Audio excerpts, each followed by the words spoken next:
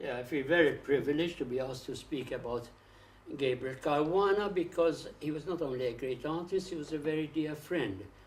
I've known him for over 50 years. He was a member of the Malta Society of Arts. In fact, he was on the council of the Society of Arts. I remember him organizing an exhibition for Victor Passmore. But my first real experience was when he had an exhibition at the Fine Arts. Unfortunately, his works at that time were not appreciated at all. I remember when some of his works were thrown out of the museum. And I'm very proud to say that the first piece of art that I bought for the museum was a ceramic by Gabriel Caruana. This is still at the museum. Later on, I remember organizing the International Labour Organization and the law courts. Before the law courts were being used, they'd just been rebuilt, and we held this huge exhibition of works. And Gabriel produced a lovely red plate, very good ceramic, which was practically the center point of the exhibition. When I retired, another work of his, I had helped him to acquire the Mithna, and when I retired from the museum, he organized a party for me, and he gave me a lovely piece of work, again with a crucifix, lovely ceramic, and I thought it was so good that it should be at the museum. So I've presented it to the National Museum. It's in the collection there. I think that's where it should be. Experiences with Gabriel when not only in Malta but abroad. At one time we organized an exhibition in New York. We took 4 sculptors. There was Gabriel, there was Haber, there was Antoine Jus, another one from Gozo, and we had the exhibition at the Lincoln Center. On that occasion I lectured at Fordham, and it was a huge success. He had these lovely ceramics, and of course he enjoyed it in New York. He was already getting sort of tired. He couldn't walk properly, and these last years, obviously, he was an invalid. I visited him a number of times. Last time when a book was published on his works, and I was really sorry to hear about his death. I can say a lot about his character. He was extremely generous with the young students. I think I can recount a secret, something very personal.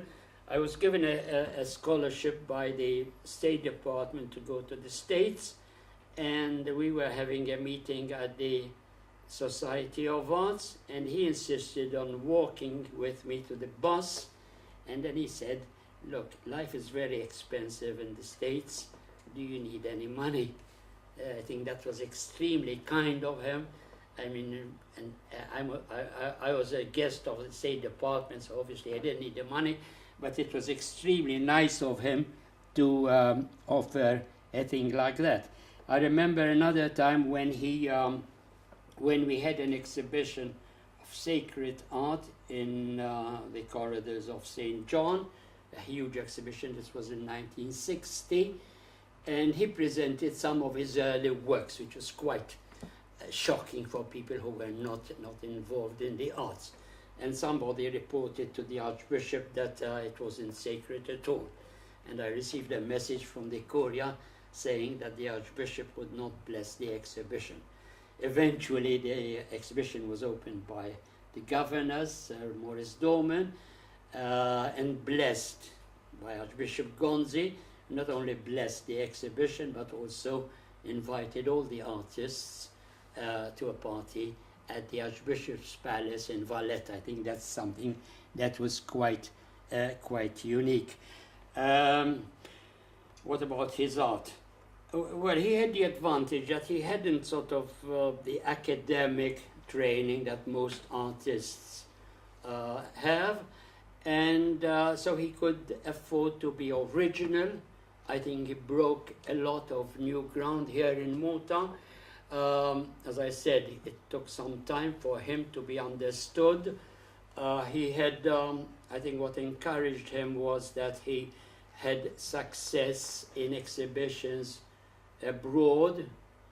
Okay, I remember an exhibition which he had in Faenza, and then visiting foreigners like Professor Suter, Victor Pansement, who supported him, and a lot of foreigners living here who made it a point of acquiring his works. So at one time, his work became extremely popular. And as I said, as a ceramist, he broke new ground, and I think I can see him as a good artist, an important figure in the development of modern art in Malta, and especially as a good teacher, because I believe that it's not just what you produce, it's the way that you can pass on your enthusiasm to others who will carry on with the art tradition in Malta.